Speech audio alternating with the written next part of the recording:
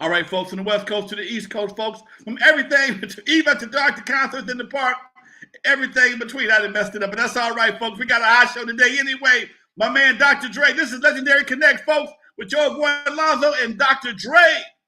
All right, folks. All right. I'm glad y'all here early. I'm glad y'all here checking us out, folks. This is Lonzo, the Godfather of West Coast hip hop, and my man, the other Dr. Dre from the East Coast. What's up with you, Dre? What's happening there, Lonzo? How you feeling? Man, I'm glad that whatever you did today is working much better than it was last week. And every time we do this, it gets better. What can I tell you? It gets better. It must be magic. It must be magic, Doc. Now today, folks, we got a hot show. I'm not talking Johnson. All right. We got a hot show today. We got some brothers who I saw them on the news here in LA. They had done something that was so phenomenal. I'm glad somebody in my camp, our camp, was able to track them down so we can show them some love and find out what they did to make such a big difference in their hometown.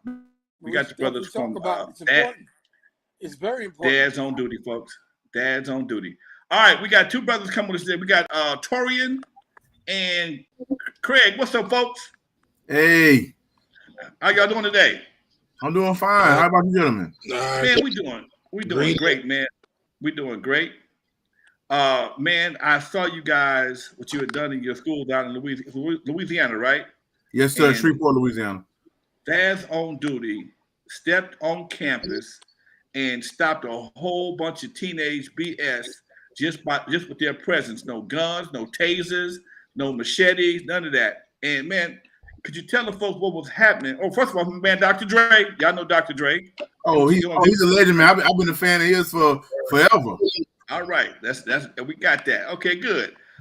Man, tell us what was happening. Tell us what was going on down in Louisiana, and why y'all felt y'all had to step in, and what happened. Talk to us. Craig Lee, you want to take that, Craig Lee? Can you hear us? I'll let Torrin. Can you hear us? I'll let Torrin go. Okay. Yes, I can hear you. Okay, great. Guys, introduce who you are so everybody knows who's speaking first. This is Torian Walters. You can call me Brother T. Yes, sir. Actually, what's going on? Beginning of the school year, maybe about a good couple of weeks into the school year. Southwood High School. That is the high school that my son attends to. That Dad's on duty originated at. Was man, they was having a lot of fights. I'm talking about. I think they had a few. I know they had over 10 fights within a week or two, but it was a lot of fighting going on, and it was pretty much almost every day, and not just every day, but it was like anywhere 2 fights going on a day. So brother Craig Lee and along with some other brothers who actually the originators of Dad's on Duty, and they came up with the idea that fathers should be present at the school every single day. And they, I was one of the first ones that they called once they got everything together, and I was on board. We just show up at the school. You know, we had to go through the process of getting our name tags, getting put in the Caddo school board system. No, we just show up there. You know, we don't, like you say, we don't use machetes. We don't use no kind of physical form. We're not negative. You know, we greet the kids. You know, we make sure that they're in class. Nobody's walking the hallways. No one in the bathrooms. You know, things of that nature right there. But a lot of fighting was going on. A lot of things was happening, and you know, we just stepped in as fathers. You know, fatherly present. How long did it take for y'all to see a difference in the kids' reaction? What y'all was doing? You want you answer the Craig? Well, I think. Yeah, I'll take it, Torrin. Okay. First off, I'm Craig. Is indicated. I'm one of the board members and business advisors for the organization. Pretty much say within the first few weeks, we saw an immediate change. The biggest thing, Brother Lonzo and Dr. Dre, is that the fact that Torian and the other guys, when we first started this process, back September the 20th. I was contacted on September the 6th by the administrative assistant, Miss Lott. Miss Lott was a classmate of mine at Fair Park High School in Shreveport back in the 80s. Pretty much reached out and said, we have a game going on and we need the culture. Mikey and I, who was one of the original founders, he was the president of the NAACP at the time. And since a child at the school, and Mike was kind of new grassroots activism and advocacy, I thought it would be a great initiation for him to begin the process of getting his feet wet.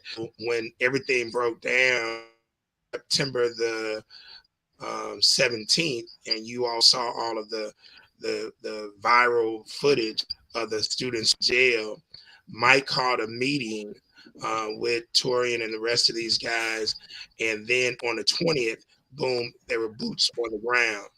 And within the first few weeks, you started to see a noticeable change. But I want it to be understood, it is a cooperative, and because Dr. Kim Pendleton, administrator, she to act foremost by expelling quite a few of the students who were involved in the gang fights.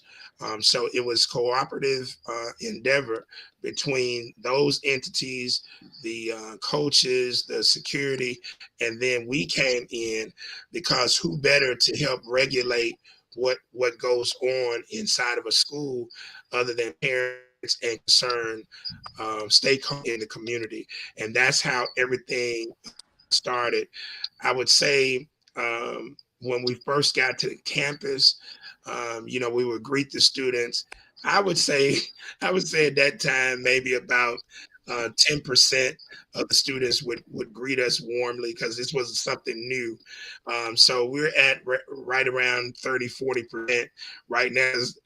Sometimes you got students still will speak to them because this is new. We're saying good and how you doing, start your day, da da da da da. But other than that, man, it's been an immediate impact. And then we saw these fathers taking the initiatives to say they were going to take back their school. Wow, man, that's very commendable, man. I was proud of y'all when I saw it, and I said we need more dads around the country, especially black dads, to do the same thing because these kids, in some cases, have literally taken over the schools. Dre, you got it, baby. Yeah, let me ask you a question.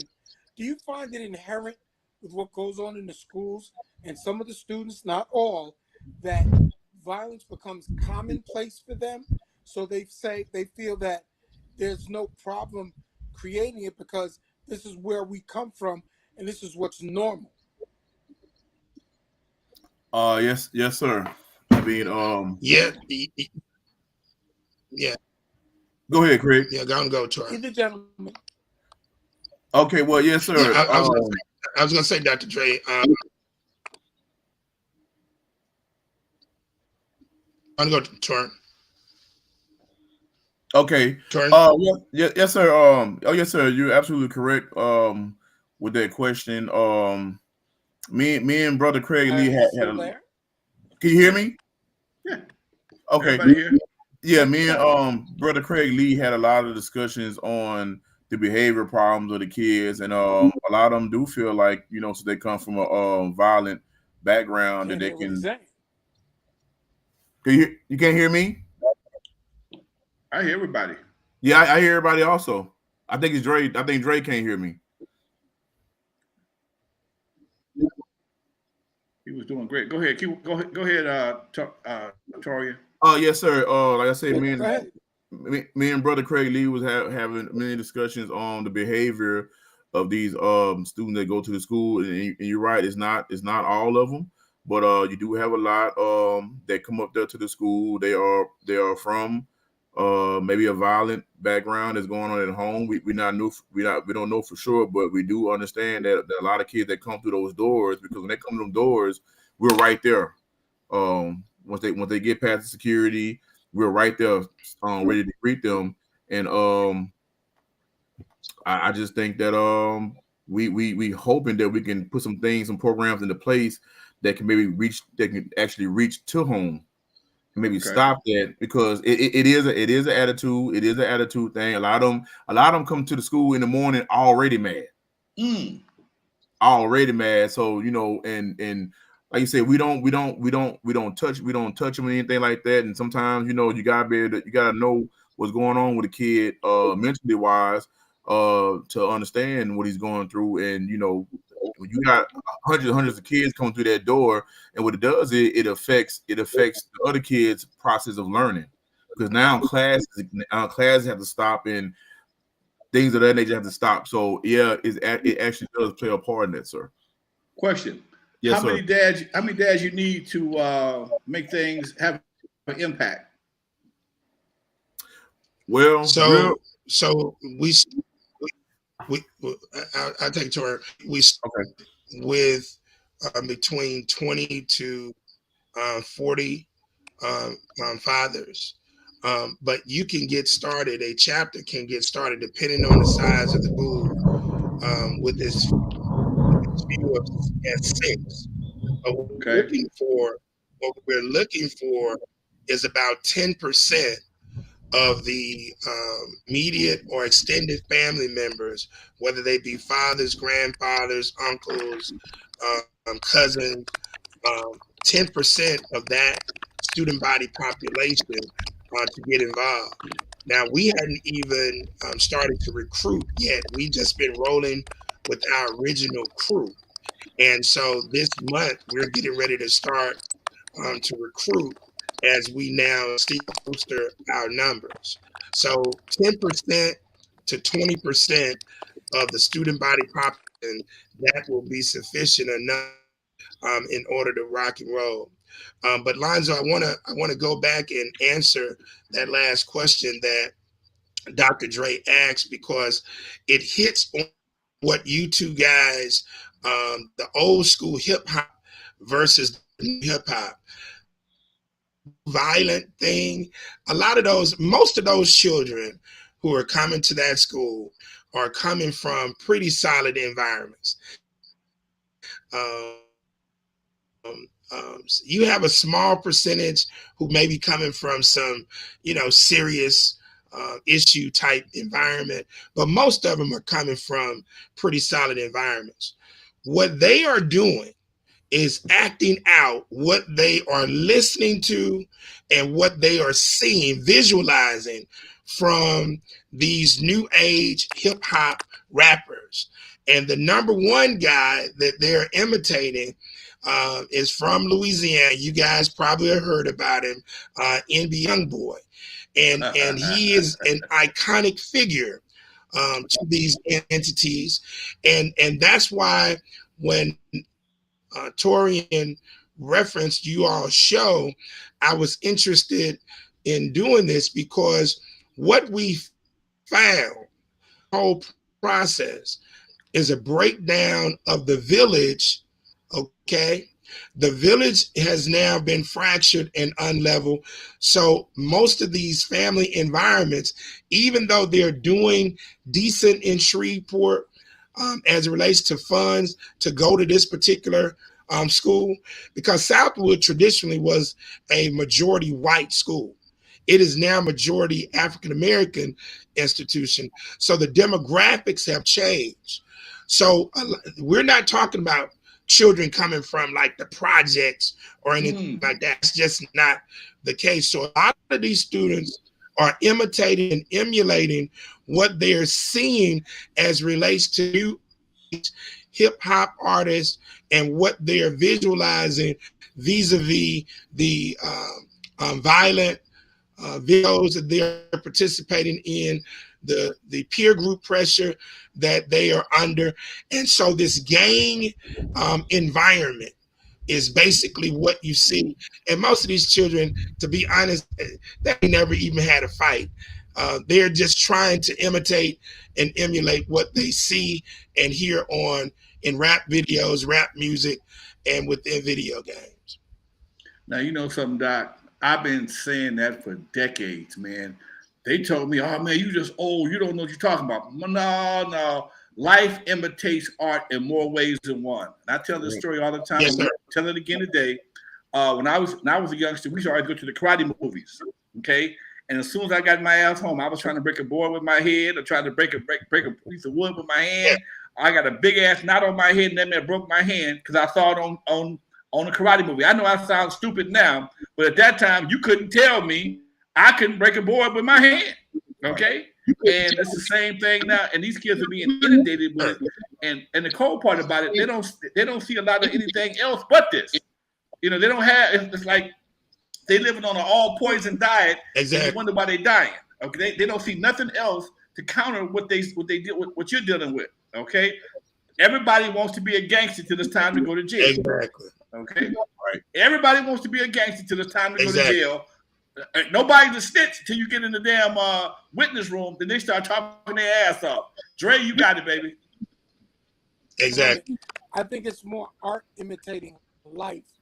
And when I say art imitating life, it's what they see around them as far as the participation from the video games, from the music videos, from what goes on their corners, and how they're trying to be impressive to each other and to impress the girls and the women out there. Because when they find there's no consequence to their behavior, because when you're watching these films and you're watching the videos, I don't want to blame the art form. I want to blame the content creation of what's going on.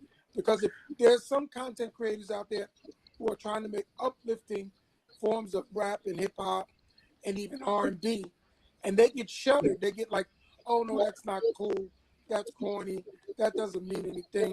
So they go, well, what's going to, where am I going to get support and backing from?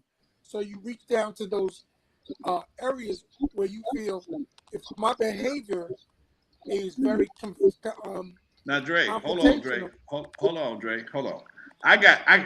What you saying makes a lot of sense. I gotta mute. You got a little noise in the background. I'll bring you back. What you're saying makes a lot of sense in one way, but my thing is, are you selling out or buying in? Okay, if you are buying into the bullshit just to make some money, you're actually selling out. Okay, because we all know that with over 200 rappers getting killed last year, yes, ain't nobody winning in this game. You may make a couple of dollars, but you ain't winning. But the thing is, because of the dollars, and it's such an extreme amount of money now, and there are no filters anymore. Now you get, well, I need to get paid. And that's the first thing they say. And as you say, I need to get paid. It's not the 18, the 19s, or even the 17s. We're talking about 12, 13, and 14. It's a different mentality altogether. Why do I need to pass a football and become disciplined in sports so I may get an opportunity and a shot? Or I can stand and think, have a lot of confrontation, videotape it, and all of a sudden the dollars start coming in. So it's difficult. And I applaud this organization for doing what they're doing because they're confronting it. The thing is, we have to find a way to build greater bridges than what is today. We need to whoop some ass, Dre. We need to whoop some ass, Dre. We need to start putting hands on people again, Doc. I'm sorry. We need to start putting hands on these young fools again, man. They look. Wait. Hold on. I gotta meet you, Dre. I gotta meet you, Dre. Look, before you go there, bro. Everybody on this panel, I'm willing to bet you, including Bernadette, at one point in time, got their ass spanked by your parent that loved you. Everybody on this panel, and this is why we can say what we say, because we know it worked for us. You can't tell me there's a universal way to raise a child. You can't tell me it's a universal way to teach a child. Everybody learns differently. I got kids that I never had to put no hands on. I got one of my sons, I had to put him up, tighten him up a couple of times, and he got on the track. So it's my partner and I, we argued about this. I said, look, man, I got 3 daughters. I never had to discipline none of them other than talk to them. All up great and nobody on the pole. My sons, both of them, I had to let them know I'm the alpha around here, and you got to get your shit together. And but guess what? Both of them is doing fantastic. So sometimes, especially boys, if they don't get that alpha treatment young, they think they're the alpha. They don't know nothing. You got the blind leading the blind. No offense, Trey. You got the blind leading the blind over here, and it's just everybody don't nobody don't know shit. You got a dumbass teacher trying to teach a class. That's my theory. Can I ask something? I got mine every other year for some reason. I would do a year where I learn my lesson and a year where it's a refresher ass whooping. It's called a refresher ass whooping. Oh yeah. It's a memory ass whooping. You get them just to let you know, hey, I'm still in charge. So as you get taller, you automatically subliminally know I might get to the ass whooping coming. So I didn't get it this year. Oh, I'm grown now. Okay. I did. Right. 3rd grade, 5th grade, those odd numbers and stuff where I was like, yeah, 5th grade made me think I was grown and I had to get, back to it. I did. I'm a firm believer in the ass whooping. I'm not saying beating. I'm not saying, put anybody with a baseball bat, but if you do enough discipline when they're young, okay, you ain't get to worry about going to the school when they get grown. All right, it's simple as that, man. And I know it sounds old school. And I may get some people that think I'm crazy or just old school, but sometimes old school shit works. Right. I can agree, but the time shift of what's going on from the time we were coming up, when we went up against our parents, they're the ones who actually gave us funds to go to that corner store, buy those new sneakers, buy those clothes, and we had limited economics. Today, these kids got open economics from the time they turn 11 or 12. These kids are on the corners. These kids are on the internet. These kids are creating their own revenue streams. And with those revenue streams, that becomes a disconnect to our authority as parents. Hold on. And this is what I disagree. of. I disagree. You could disagree. I'm going to tell you why. I'm going to tell you why. No, let me tell you why. Go ahead. Let me tell you why because everyone needs to get a copy of Will, the Will Smith story. And he explains that as being the Fresh Prince and DJ Jazzy Jeff, when their parents just don't understand, the hip hop rap world, started to shudder them because they weren't gangster enough. Because they came at the same time that ideology with the music and being so street was popular. So they called Will soft. I know. I remember that. What goes on in the book like that, till they started seeing the dollars he was making. But even with that, they said because of what he was speaking about, it wasn't a hard enough image that's going to get over to the peers. So today, these younger artists, and a lot of these artists are older, who are performing and making these videos. Remember back then, you couldn't just make a video on your own with a phone because the phones didn't have cameras in them. Right. Matter of fact, most of us didn't have a cell phone. Didn't have a cell phone. Correct. So understand that technology has expanded this visual of violent behavior, violent music, confrontation at all costs. And then you see these videos where guys got gun stuff down their pants. They got ridiculous amounts of money that they're flashing. And they got major different economic avenues. All right. So we walk in and say, hey, I'm an alpha. You ain't going to do that.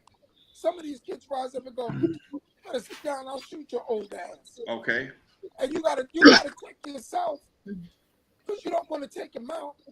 But you want them to understand, is that the path you really want to walk down? Because the jails and the prisons prove what I'm saying is correct. All right, I got it. Younger kids, especially in New York and other inner cities, are just gunning each other down. Okay. I got to mute you. You got a little noise in the background, Drew. I got to mute you for a second. But check it. Before you go there, Doc, let me say this right here. At 22 years old, I was blessed with my own nightclub. I made a lot of money at 22, 23 years old. I mean, a lot of money, okay? And even at my age, at 22 years old, with my money, my daddy and his partner who owned the club kept my crazy ass in check. I'd have been dead by now if it wasn't for them. I was carrying guns. I was doing all the crazy stuff that guys with money do right to this day. Went to jail a couple times, didn't shoot nobody, but I was on an ego trip. But again, if you don't have nobody yanking your chain, somebody got to yank the chain, baby. Like I said, up until I left the old man's club and moved to Dudos, that's when I got a little bit more freedom, but still out of respect for them, I never disrespected them in any way, form, or fashion. And they gave me knowledge. This is why I can respect what you guys are doing right now, because there was a level of respect instilled in us as growing up, whether it was through a conversation or confrontation. Didn't make no difference. You're gonna respect me. And this is something I think we're missing right here. This is the same thing we're missing in school. The teachers are so afraid of the kids that the kids run the goddamn school and then can't nobody do nothing with them. And that's why they got to call the daddies. Anyway, go ahead, folks. That's it right there. Because I want to say, as a teacher, we had students that were just they transformed. If we just had a male substitute teacher, or if we had a dad to come in and read a book, the children would be bewildered, as though maybe you or Dre or somebody came into the classroom to hear them read a story. They would give them a second book to read that and everything like that. So you could tell that there was a void there for those students when I had elementary students. Those students then were kind of like, like I said, they had, you saw something come over them just to have a dad in place to come there and read for them. And they really loved when we need more Black male educators in the classrooms. They actually appreciated the presence there. So presence there, just if they came there for one day to read a book, you could tell that there was an influence they were needing and lacking, and they welcome. They really. So I think it's a great thing that you all are doing, because I mean, at least I was a little offended, but you just affectionately, to see that the students that I might have had a little bit of trouble with become different children with the presence of dads there reading books and things like that, or they actually wanted more books to be listened to. So there's a advantage that you all have to show up there and to be in the classrooms there, whether it's to read a book or to unfortunately take care of some discrepancies that and fights and things like that happen and everything. It's a matter of showing up and being there, because some people, I mean, for the children to be amazed by someone showing up there to read. And my brothers, they also substitute taught for my mom and everything, and her classrooms were turned around when they came to sub versus when I might have subbed as opposed to my brothers. So it's something there that we all appreciate that you all are doing at Dad's on Duty, because it's needed some kind of way, form, and fashion. But the ones that you care. And it's not about proving who you are and what you got to get done. You got to show up and show you care. Hurry on. Brother T, got a question for you. Yes, sir. Did you know any kind of numbers or ratio for kids that had fathers in the home versus kids that didn't have fathers in the home? I don't know that ratio, sir. I don't. What about you, Craig? You have any suspicion? I don't. We're not asking for exact numbers. It's, I know in LA, in Compton, there's a large percentage of kids that are in foster care for whatever reason. Parents might be in jail, on drugs, whatever the case may be, and we know that causes a lot of acting out at some point in time, and especially if your mama gang banging, your daddy gang banging too. I mean, come on, you pretty much gonna follow in their footsteps. Right. Again, at Southwood, Brother Lonzo, it's a different situation, because these are more middle income, two-parent household. You take Brother Torian, he's married with at the school. You take our chairperson, Mike Morgan, he's married with children at the school. Take Mike Lafitte, one of our other co-founders, he's married with a daughter at the school. Our co-founder, Zach Johnson, he's married with children at the school. Everybody that's really on the board, for the most part, are or in the organization, or they are married, and if they're not married, they're in a more affluent situation, as a middle income situation.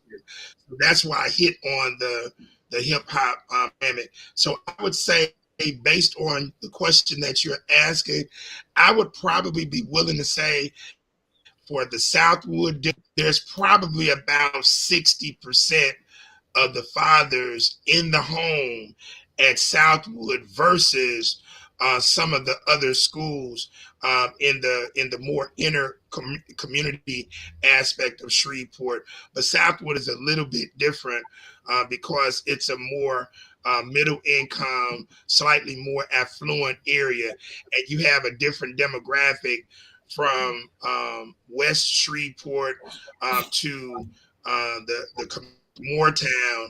So you have a different dynamic going on at the institution. Brother Torian?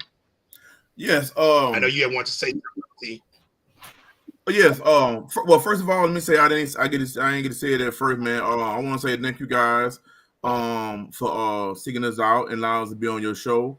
Dr. Dre, man, I've been a fan of yours. I'm 43 years old. Let me give you your flowers, sir. Same thing to you, Mr. Lonzo. I just turned 43 years old a couple of weeks ago. I am Generation X. My son, well, actually, I got 3 kids. All 3 of them attended Southwood, but right now, my youngest son, he's 16. He's a junior at Southwood right now. Me and him had the discussion. I want to go back to what Craig Lee was saying with the music and the different artists. Dre, I know you could attest to this. Yo and TV Raps. Back then when we was coming up, you know, we had balance. See, I listen to NWA, I listen to King T, but I also listen to the Zulu Nation. I listen to Ace Clan. I listen to Public Enemy.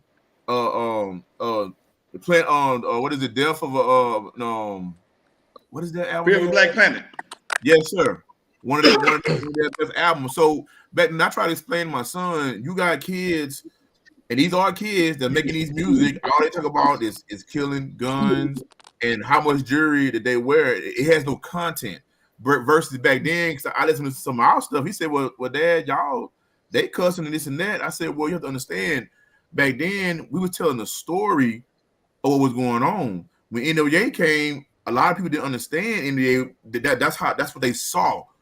Ice Cube was never a gangster, but he was a great storyteller. And they told the story of what's going on versus right now.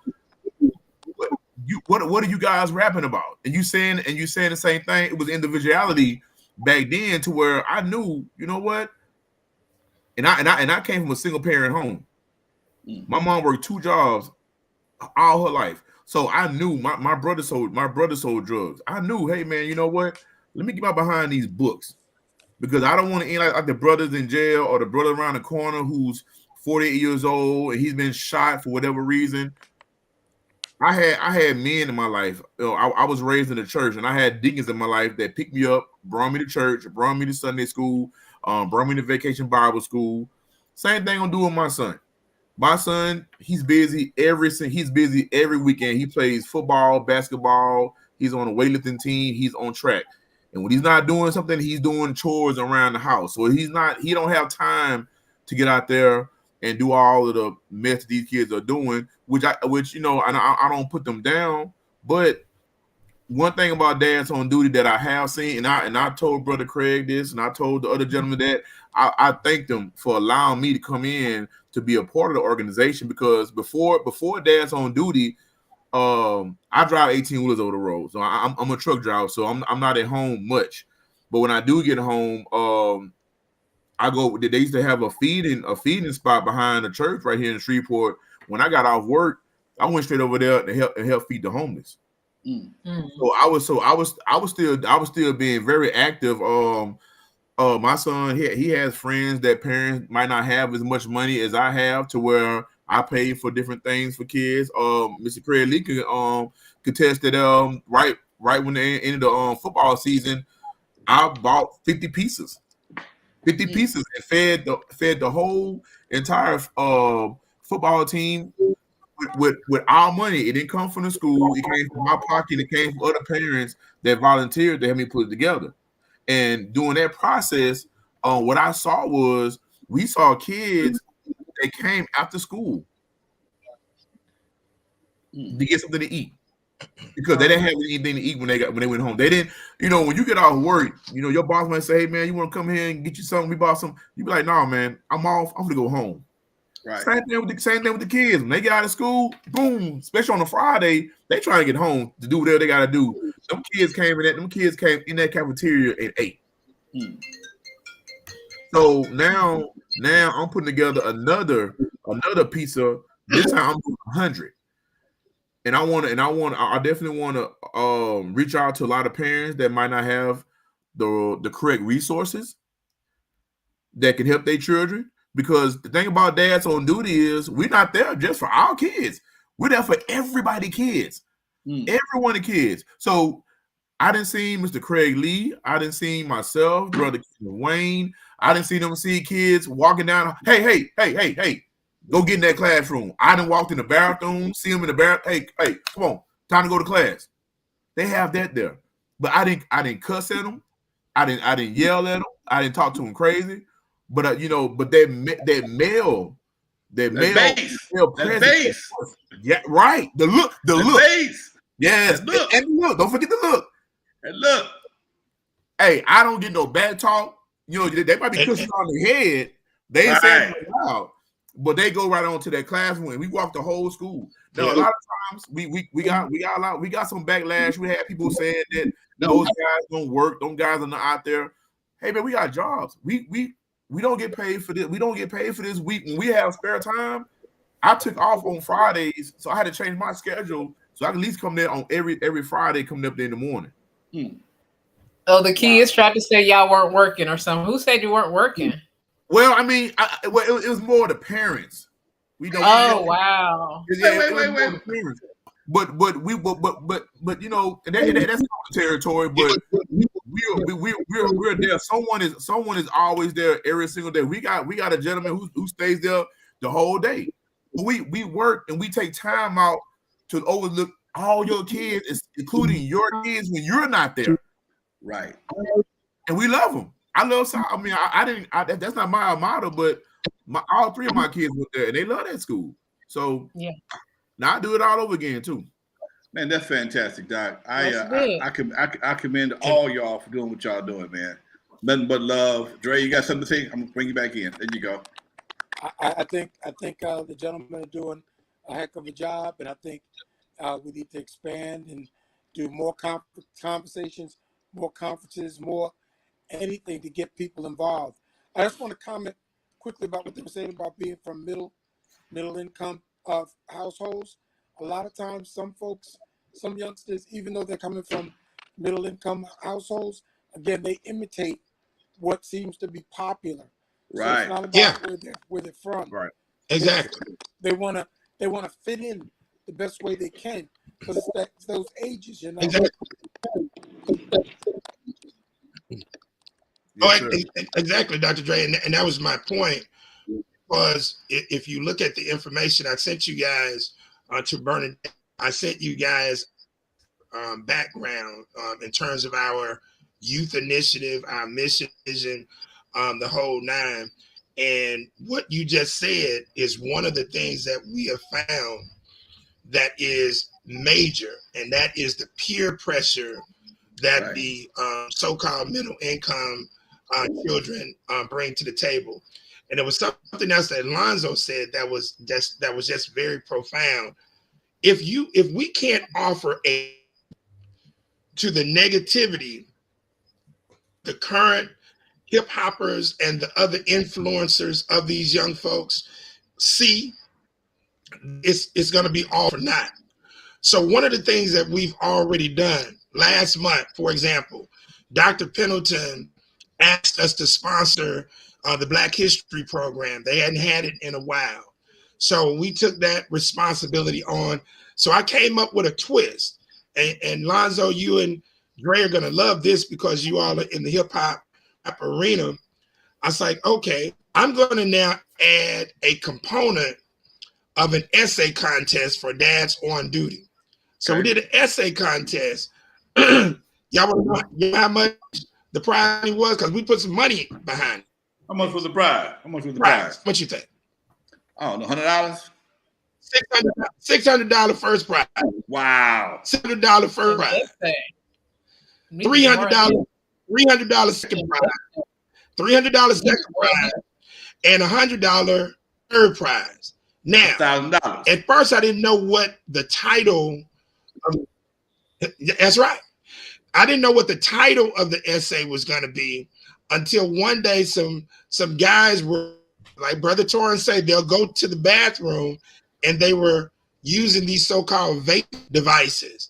So we flushed them out of the room and I said, get y'all ass to class. And I asked them a question. I said, why do you all want to be slaves? Get y'all ass to class. Done on them. They didn't even know, they don't even know that slavery is still legal in America. So the title hit me, Modern Slavery in America, Analysis of the 13th Amendment, right? Okay. So now we are now money behind, okay? And so this is going to be one of the programs, like Torrin likes the feeding component.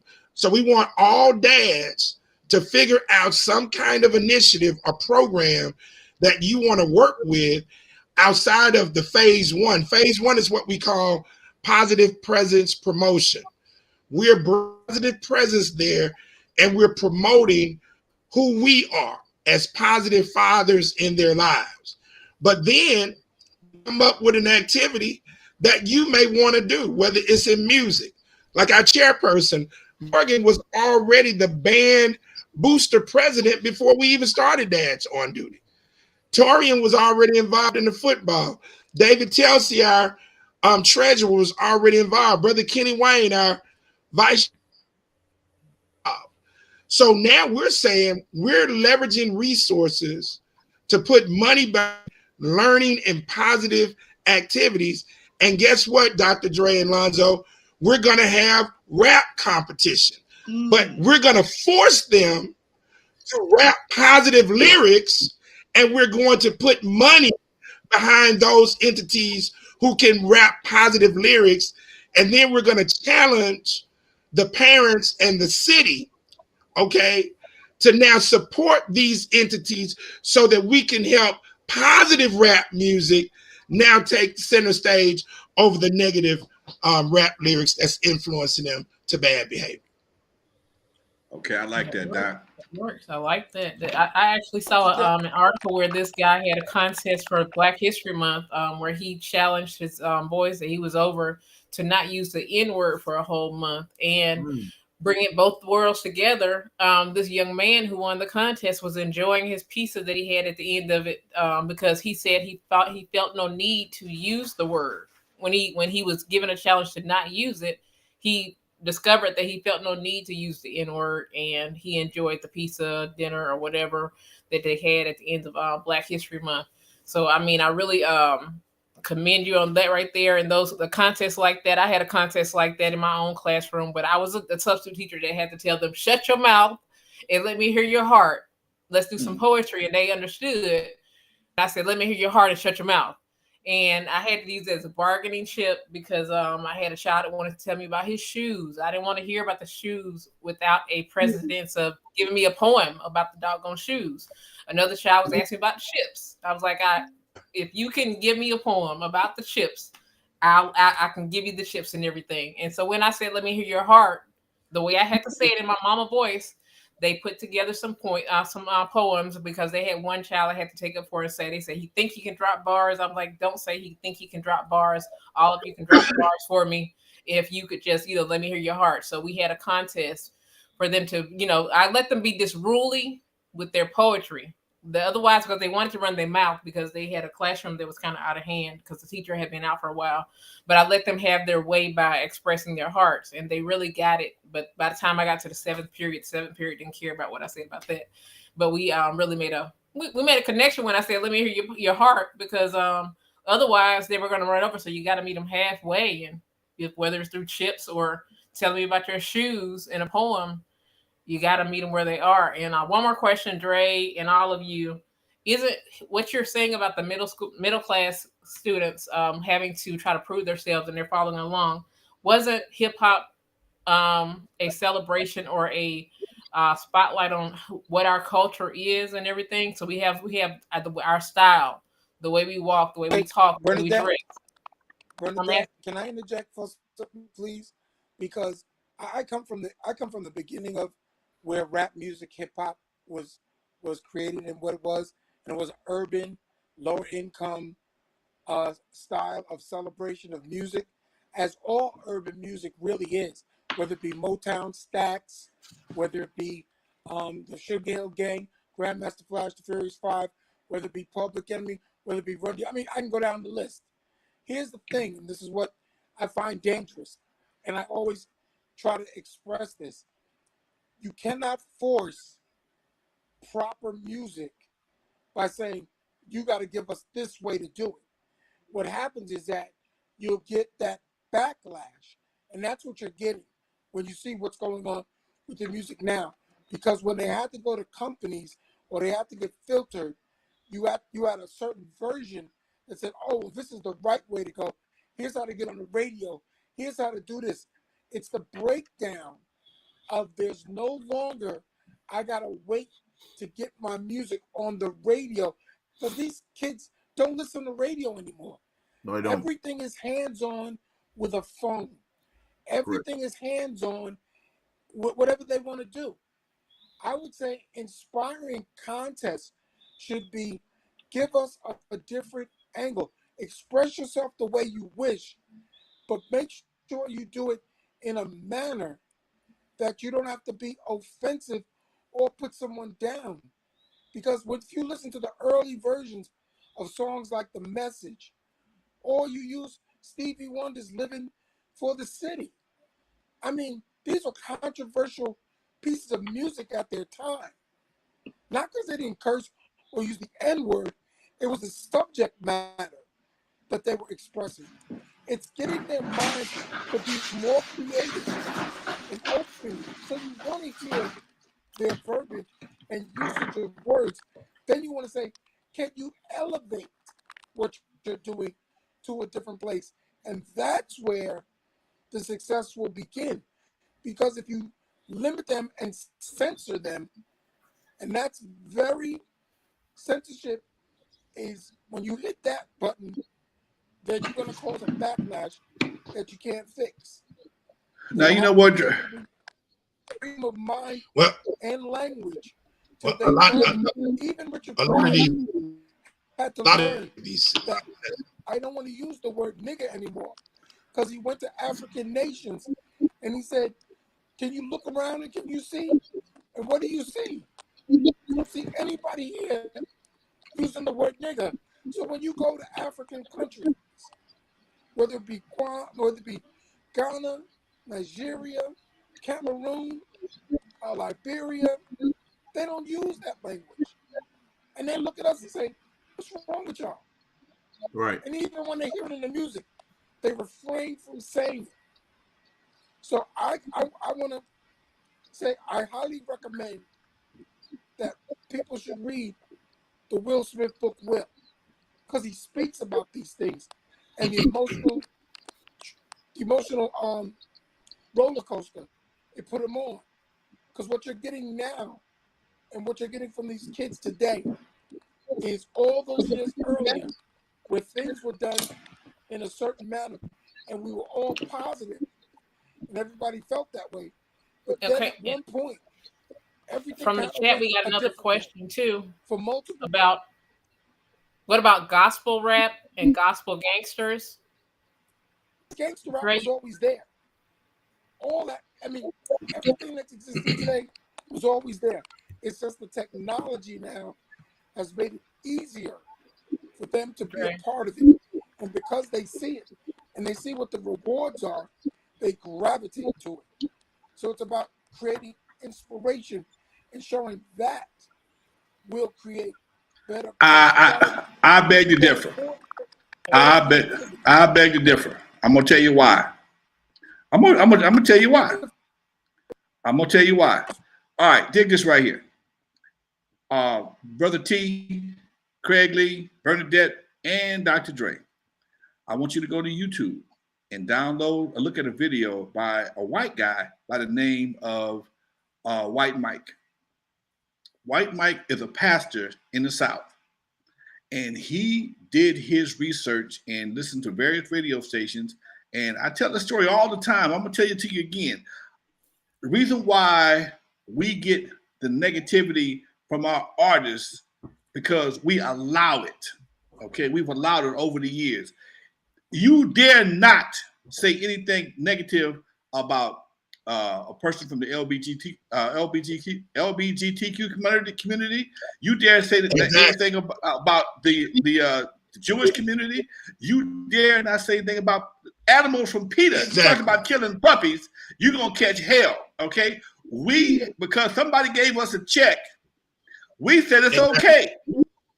And that right there is the biggest form of selling out we could ever do. Somebody gave us a check for self-annihilation, and because nobody says anything, and even us, we as adults stand to get ridiculed because we stand. But no, we can't do that no more.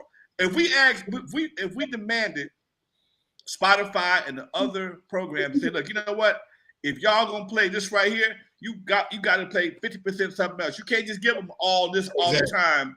And if not, we're going to your sponsors. Now, I tell you what, if they did something for any other community and the sponsors were contacted, they would change the programming. All we did was bob our heads for 50 years. All we've ever done is bob our heads. Exactly. And while our kids admiring our kids are admiring these youngsters for making this money, and they looking at us going, the parents ain't saying nothing. My mom ain't saying nothing behind that. Oh, shit, I can do that too. And I've seen it. I've hosted events. One of y'all got a little noise in the background. I think it's Craig. I've hosted events at my club, Eve After Dark. You've seen it on the Super Bowl, the one Drake stood on. And a young man, I've seen it multiple times, where the mama was in the room, the son was on stage, and he's talking about how bad his mama was. She wasn't this, she did this, she's a crack hole, blah, blah, blah. And the mama going, go ahead, baby, tell that story. And I'm sitting there going, why are you cheering him? You may have been all that, but to encourage him to tell that story in the hope that he makes some money, come on, man. And that's the problem we have. We have to understand as a people, all money ain't good money. I don't give a damn who says it is. It don't work for us the same way it works for everybody else. And there's other groups that understand that, and you will not say anything derogatory. You will not say anything derogatory about anybody from the LGBTQ community, the Jewish community, and you damn sure better not talk about killing no puppies. If you're gonna get shut down, and I'm almost afraid to say this on my podcast, because if the wrong censor hears what I'm saying, we can get shut down. But as long as you say nigga, it's all right.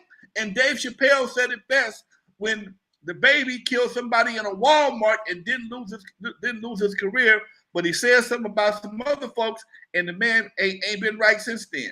We gotta understand. We gotta look at the big picture, man. It's a bigger picture. It ain't just about the little crumbs they're giving us, because the money they're giving one or two artists affects millions of kids around the country. This is why we got to go to school and keep them killing each other. This is why we got to go. This is why we got to have organizations like Dads on Duty. Instead of us coaching, we got to keep them from shooting each other. That don't make no. Who else got that problem but us? Hold on, Bernadette. Your question is, who else got that problem but us?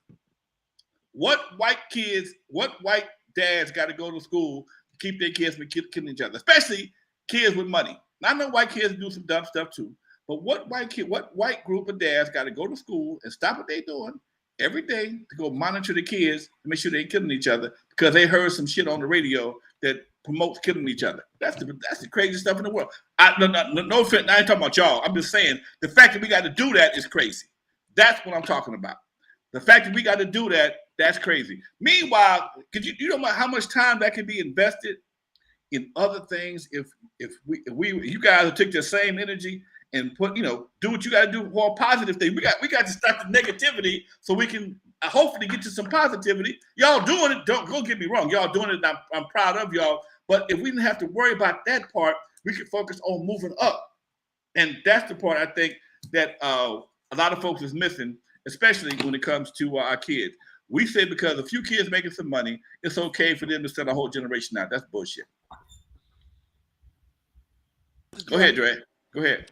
You just said something so significant, but we glided over it. In the Super Bowl halftime performance, Snoop Dogg walks out, Crip walking, and dressed in blue to define Crips. Do you know the significance of that visual around the country? Around the world, yes. And what happened? And what happened from the other side, from the blood side? It's like this is entrenched in our mindsets from youth to adults. That's a grown man with children and grandchildren, and he's crip walking, representing his set.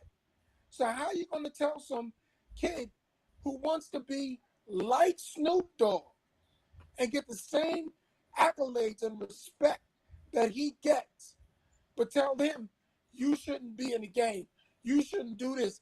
But here, Snoop Dogg is at the halftime show doing that, and everybody knew.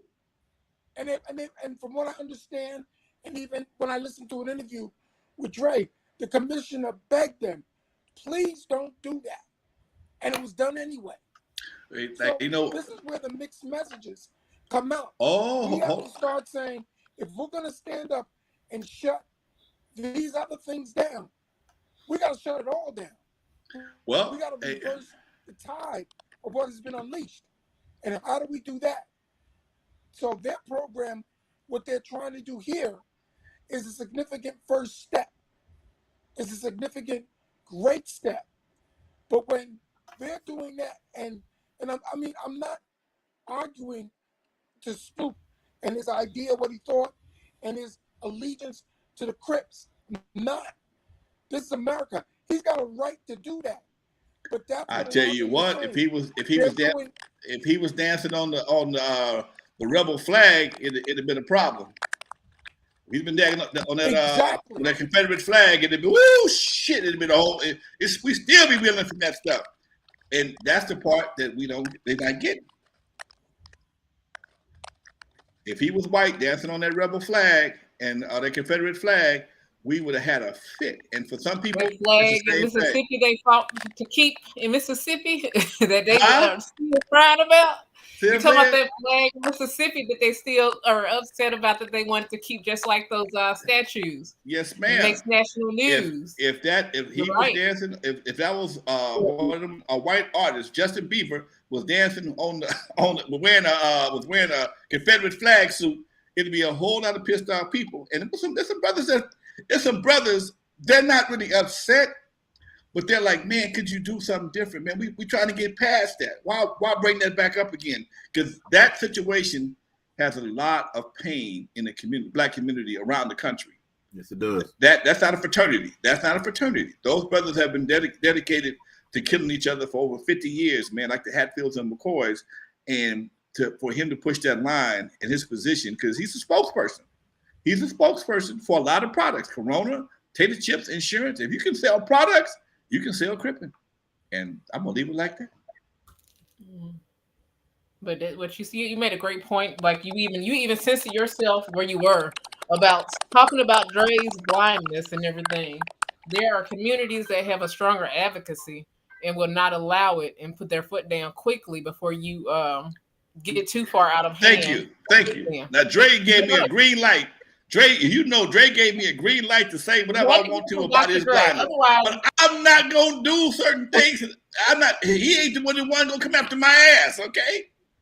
He ain't me and Lonzo cool. Well, damn it, Dre, that may be okay with you, but there's other people that are very sensitive about their lack of vision and blah blah blah blah blah. And we will censure Lonzo. I ain't got nothing to censure, damn it. But it's still the fact that we used to be a time, and I'm gonna say this again. I said it before. Used to be a time organizations like the NAACP would speak up against certain things, but when certain people when you're being sponsored or supported by organizations that don't have your same view, but you still in love with the money, you ain't gonna say certain things that's gonna upset certain people because that's not what you do when you're trying to get your money. And you know, when you're trying to get your money, if you're trying to get your money, you got to shut up and get your money. And that's something I never made to do. And that's why I always get my ass in trouble. Wow. I can't just shut up and go get my money, okay? Brother T. Yes. I got Dre muted. Dre, you got a little feedback in your line there, a little choppiness. So I have to mute you when you're not speaking. When I see your mouth moving, I'll let you in. Okay. But folks, it's about time to wrap up. We're exactly at an hour. Man, Brother T, once again, I got to commend you for what you and your brothers are doing out there. We need a chapter out here in California. Let's do it.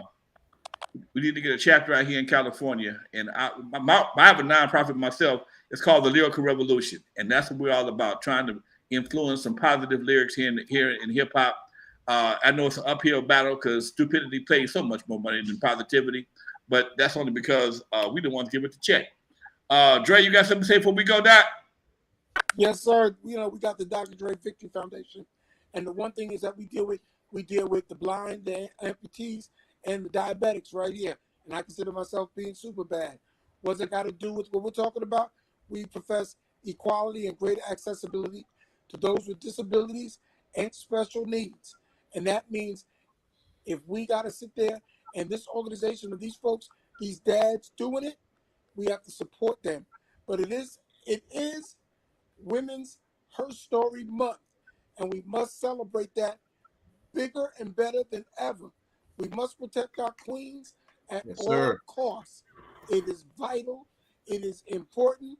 And by us trying to change our culture and put more encouragement by supporting our queens and supporting our sisters, our aunts, our cousins, our babies, we can also change this. We can make these greater changes. Let's start doing more songs where we're trying to come together and not rip each other apart. That's the blessing. That's the love I lay on the table. That's why we are Legendary Connects. Much love, Dre. Thank you, Doc. All right, Bernadette. While we got her on the phone, we want on the line. I want to give Bernadette a personal shout out. I know you want to do too, Dre, for hooking us up. Because I told Bernadette a while ago, when we first started talking about, I want to get them brothers on the show. I had no idea. I don't know how to find y'all, man. I don't know how to find y'all. And I said, Bernadette, I know they down south someplace. I want them brothers from Dads on Duty on the show. And Bernadette did her research, and here we are today, folks. Big T, Brother T, thank you very much. My man Craig Lee, he left a little early, but it's all right, man. Nothing but love for you, Doc. Can I say one thing before we go? Please do. First of all, Bernadette, how you doing? It's good to see you. Yeah, me and her been back and forth for a while, man. And she contacted me, man. We stayed in touch. We made it happen. I had fun. But I want to once again, I want to say thank you, gentlemen, for allowing us to be on your platform and discuss what we got going on today. I want to leave with one thing in the words of legendary Mr. Joe Madison. I want to say education is the new currency. Education, new currency. You got to get paid, baby. You got to get paid. Thank you very much, Brother T. I will see you next time, Doc. Peace. Can I say one more thing? Please do, girl. I want this YouTube to blow up, the Legendary Connect YouTube to blow up. So we got to get some followers up with that and everything. I'm just doing PR a little bit. So I want people to, get the Legendary Connect YouTube up and everything. T, thank you so much and everything. Because, Dre will tell you that challenge. You give me a challenge to find something and research it. I'm going to find it and everything. That's how we got Lyrical Revolution out there to its Super Bowl. That was Lyrical Revolution, Lonzo Williams Super Bowl right there for halftime. We got that done too. So whatever we've set our minds to, we will get the Godfather of hip hop out there to the Super Bowl like we did. We will get Dads on Duty, and Dads on Duty they're going to let us know how to open our chapters up in Mississippi, New York, and LA too. So let's do that. And everybody else in the chat room, I know they want to open up chapters wherever they are. Thank you so much. And I want to just say those things like that. I'm just getting the loose ends to connecting the dots, the divine connector. So YouTube is going to be blowing up soon too, because of what we're doing now. So get those. We're going to get those shit. That's it. Get it done. All right, folks. Thank you very much. This is Lonzo, the Godfather of West Coast hip hop, y'all. You're alive. You're alive. You're alive. This is how we do it. Every chance we get, every Thursday, is me and my man, Dr. Dre. We from Yo MTV Rap. Don't get it confused with the other Dr. Dre. He busy doing some other stuff. Me and Dr. Dre from Yo MTV Rap, y'all, every Thursday. We bringing something different. Me and Dusty still doing our thing every Tuesday. Got nothing but love for him. Me and Dre doing a little something. Look, we doing Legendary Connect. Two old school, East Coast and West Coast. It don't get no older between me and Dre. We got like 100. We got like 110 years on the game. Okay, we got 110 years experience with me and Dre, y'all. You ain't gonna find that nowhere on the internet, folks. And like I say all the time, from the West Coast to the East Coast and everything between, folks, you're live with Lonzo, the Godfather, West Coast hip hop, and my man, Dr. Dre. Y'all, we out of here. I will see y'all next Thursday. Thanks once again, Bernadette and Dad's on duty for coming to rock it with us, folks. We out of here, y'all. Peace.